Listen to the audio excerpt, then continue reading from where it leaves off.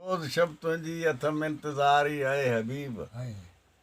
थी अखन आदत या आशिक बारी है हबीब ना है कोई हाल मरम सूर कैसा ही सल्या वाह वाह वाह सही वाह ना है कोई हाल मरम सूर कैसा ही सल्या कौन को कोई करे गम गुसारी है हबीब रोज शब तुझी अथम इंतज़ारी है हबीब थी अखन आदत या आशिक बारी है हबीब हाल मुझे खे ॾिसी हाल मुझे खे ॾिसी हीअं चयो आख़िर हकीम त इश्क वारनि जी तबीयत आहे नियारी आहे हबीब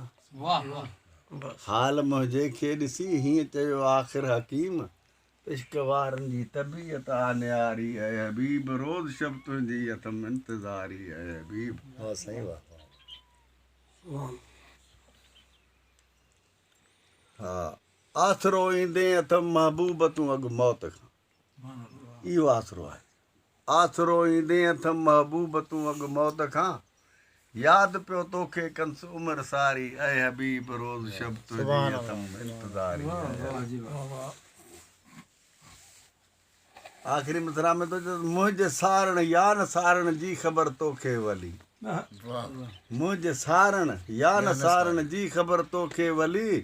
छा चई पंहिंजी ॿुधायां ईमानदारी है हबीब रोज़ शब तुंहिंजी अथम इंतज़ारी है हबीब मुदूं मोटी आयूं मिठा मन ठार न तूं मोटे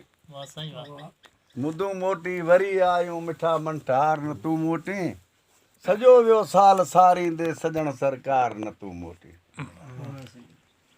कयम तोखे पिरी केॾो बेहद यादि बहारीअ में त कयम तोखे पिरी केॾो बेहद यादि बहारीअ में खिलिया गुलफुल खुली ख़ुशबू थिया सिंगार न तूं मोटे मुदूं मोटी वरी आयूं मिठा मन ठार न तूं मोटे आया वरी यार ऊन्हारा थिया सावण ककरकारा कया विजड़नि बि वसकारा क्या सरा संगार न तूं मोटे मुदूं मोटी वरी आयूं मिठा मन ठार न तूं मोटे हाणे सरो जी मौसम आहे जी छिनी सभु पन पथर पेड़ा सुकी सावा वण वेड़ा तपन जानी जॾा जहिड़ा ॾिसण बीमार न तूं मोटी मुदूं मोटी वरी आयूं मिठा मन ठार लॻो आहे वाह उतर वारो साड़े थो सीअ जो पारो कदो हाणे कीअं वीचारो हाणे हिकु वार न तूं मोटे मुदूं मोटी वरी आयूं मिठा मन ठार न तूं मोटी वली तोखे हिको वेलो विसारे की न हो सघंदो वली तोखे हिको वेलो विसारे की न हो सघंदो सिकाए साल वे सारा सजण सरकार न तूं मोटी मुदूं मोटी वरी आयूं मिठा मन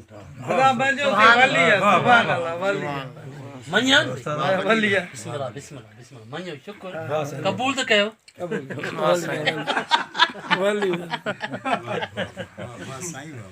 साईं मुबीन हाणे असांखे तव्हां ॿुधायो